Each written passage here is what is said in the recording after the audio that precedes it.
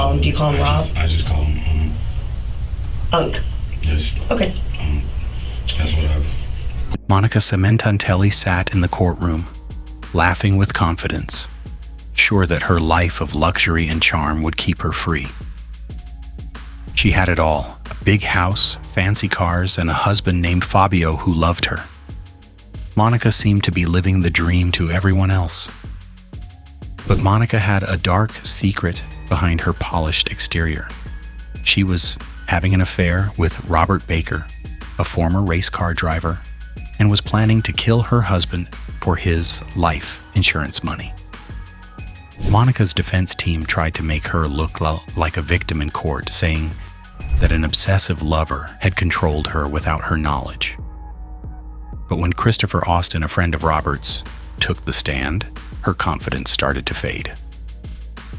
Austin's testimony showed that Monica was the one who planned the murder. It was clear that Monica had planned the crime for money and freedom, the illusion of a perfect life. It looked like Monica Cementantelli had the perfect life. She seemed to be living a fairy tale with her expensive Beverly Hills mansion, designer handbags, and extravagant vacations. Fabio Cementantelli, her husband, was a successful executive at Wella, one of the most well-known beauty brands. Fabio loved his wife and gave her everything she could ever want. Together, they seemed to have everything. Fabio's family was everything to him, and he loved Monica without a doubt. They were the perfect couple to everyone else, rich, good-looking, and well-liked by their friends. But behind the smiles and luxury, there was a dark secret. Monica was having an affair with Robert Baker, who used to drive race cars. There was both physical and emotional intimacy between them, which led to a web of lies, secrets, and betrayal. What began as a short affair quickly grew into something much more dangerous. Monica didn't just want the excitement of the affair. She wanted a new life that wasn't tied down by her marriage. Fabio had to be out of the picture for this to happen. The plan was put into action. Robert, Monica's boyfriend, would do the unthinkable and kill Fabio. Monica, on the other hand, would stay out of the spotlight and act like a grieving widow while getting $1.6 million from Fabio's death. They thought they had come up with the perfect plan. But in reality, it was a recipe for disaster that would ruin everything they had worked for. The murder plot unfolds, with covert messages, late-night meetings, and stolen moments. Monica and Robert's affair started out innocently enough. But as the months went by, their relationship grew riskier and more intense. Robert changed from being Monica's lover to becoming her accomplice in a plot to kill Fabio. And Monica's initial excitement turned into a calculated desire for freedom. They came up with a scheme at the beginning of 2017. Monica made sure her husband was vulnerable and alone while Robert broke into the house. Monica knew exactly when Fabio would be lounging by the pool at home, oblivious to the imminent danger. Taking advantage of Monica's familiarity with Fabio's daily schedule, they meticulously plotted the time. Fabio had no idea that his life was going to be taken on the day of the murder, as he was having a peaceful day by their Woodland Hills mansion's pool. Robert was able to enter undetected because Monica had already left the front door unlocked.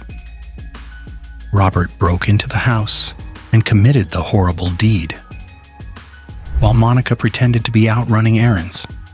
When Fabio's daughter got home from school, she saw the bloody scene. A few feet from where her father had been lounging moments earlier, she entered a nightmare and discovered his lifeless body. The breaking point, the friend's testimony. Digital evidence that broke Monica's defense was discovered as investigators dug deeper into the case. The discovery of Monica's text messages and phone logs with Robert exposed a lengthy history of covert and damning exchanges.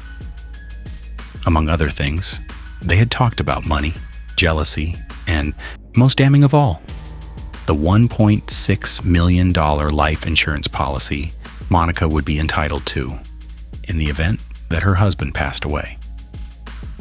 Prosecutors started assembling their case after the motive became apparent.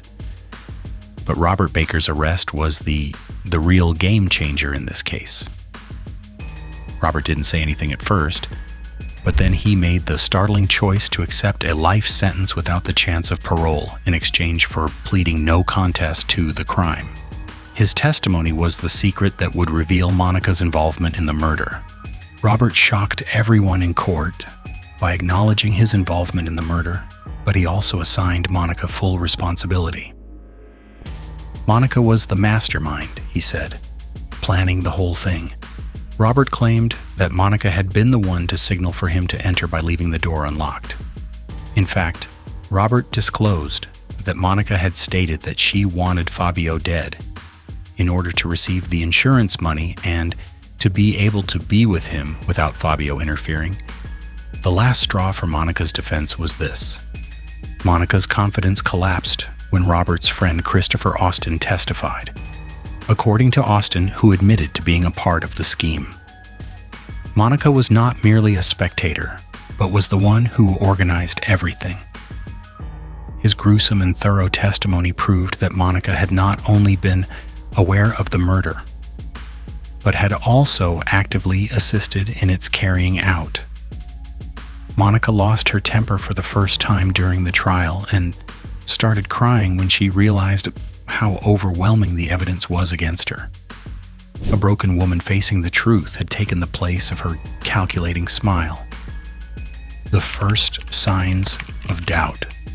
When the police first got to the scene of Fabio Cementantelli's tragic death, it seemed like a simple case of a robbery gone wrong. Fabio's mansion was full of expensive things like jewelry, cars, and clothes, but none of them had been touched.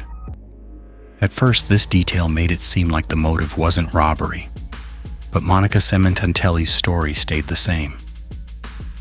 She said she had been out doing errands and came back to find her husband's body by the pool. She did a great job of playing the grieving widow, crying, showing her heartbreak, and doing everything she could to look like a victim in this senseless crime. But as the investigation went on, Monica's story started to show some holes. Police quickly saw that security footage from homes nearby didn't match up with Monica's story. The video shows that she was at the house when she said she wasn't. This difference made detectives suspicious and made them rethink her story. As the investigation went on, they started to doubt the truth of what Monica did on the day Fabio was killed.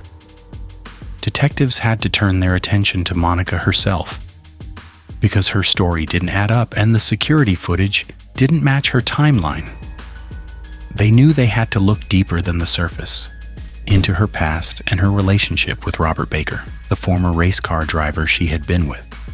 They didn't know that the more they learned about Monica's online life, the more they would see that her story was full of lies and a strong desire for money and freedom. The digital evidence, texts, and phone records. Monica's digital footprint was the key that would finally break down the web of lies she had so carefully built. Detectives looked through her phone records, social media accounts, and text messages, and found a lot of evidence that linked Monica directly to Robert Baker, her lover and co-conspirator. The texts showed a lot more than just a passionate affair. They also showed the money-driven plot between Monica and Robert. They weren't just writing love letters to each other, they were also talking about Fabio's life insurance policy in detail and planning his death. What the police found was scary. Monica and Robert had been in touch a lot, even in the days before Fabio died. The couple had talked about the best times to carry out the plan so that Fabio would be alone and easy to attack.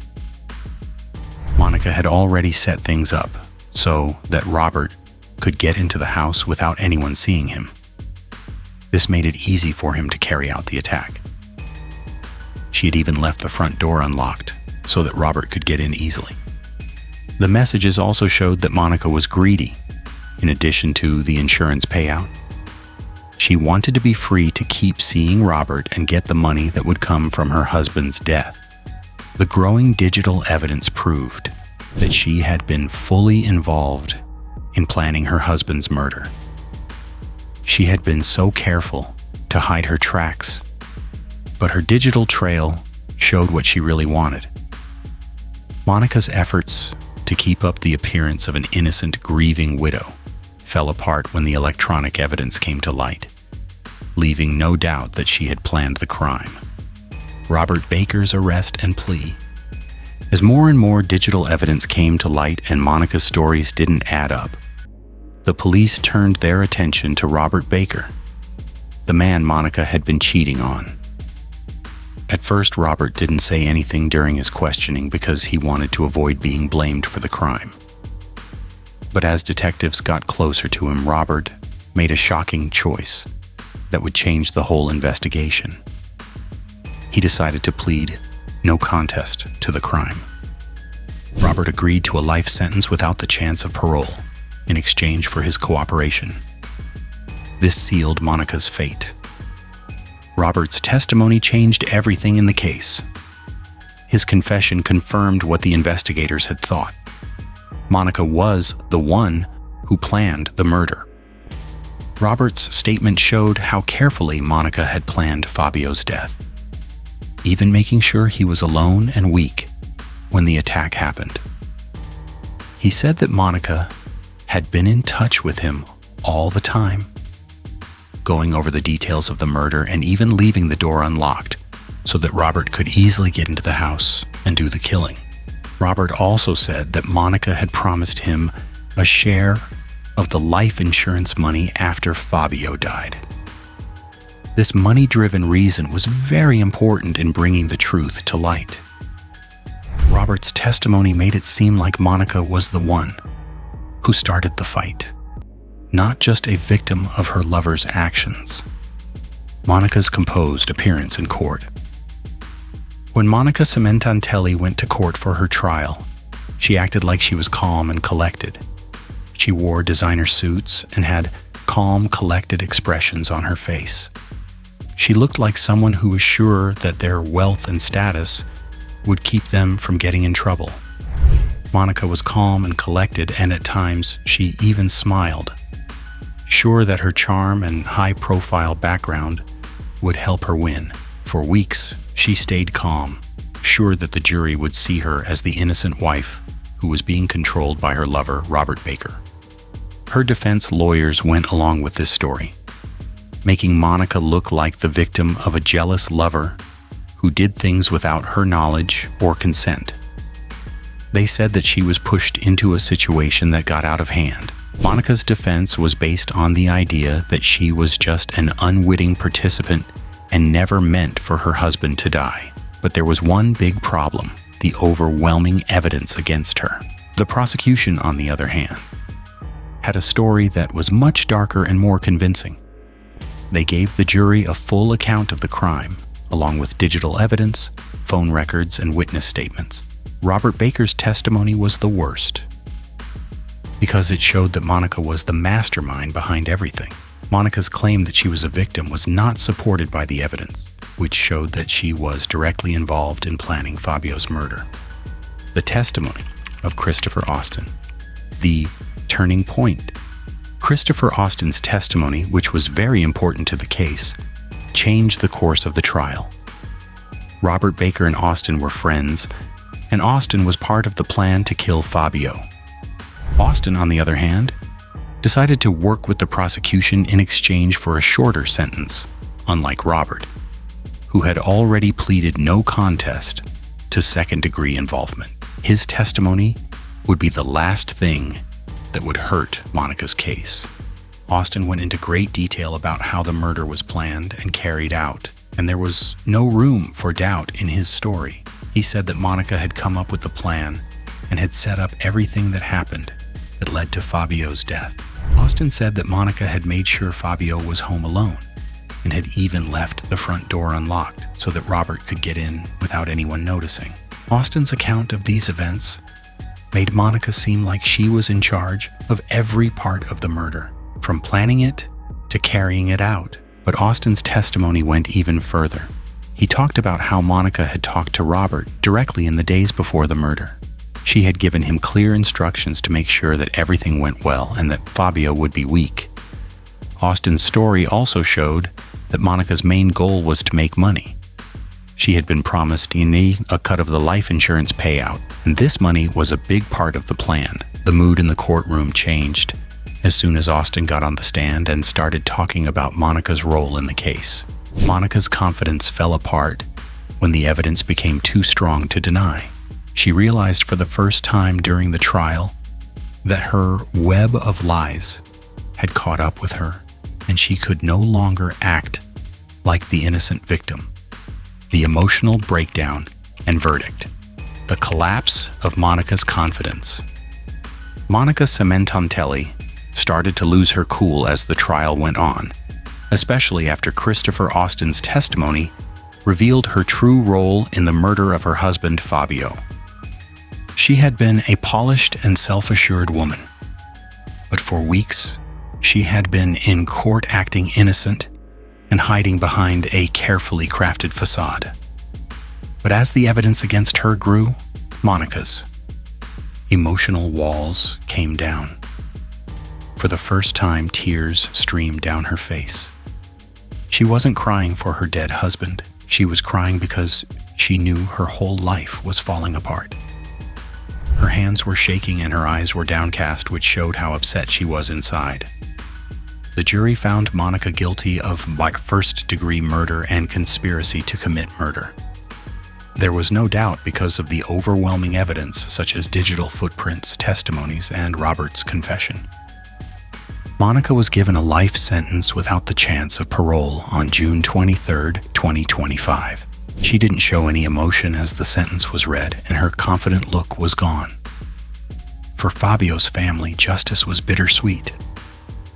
They had lost a man they loved and found out that the one person they trusted the most had betrayed them.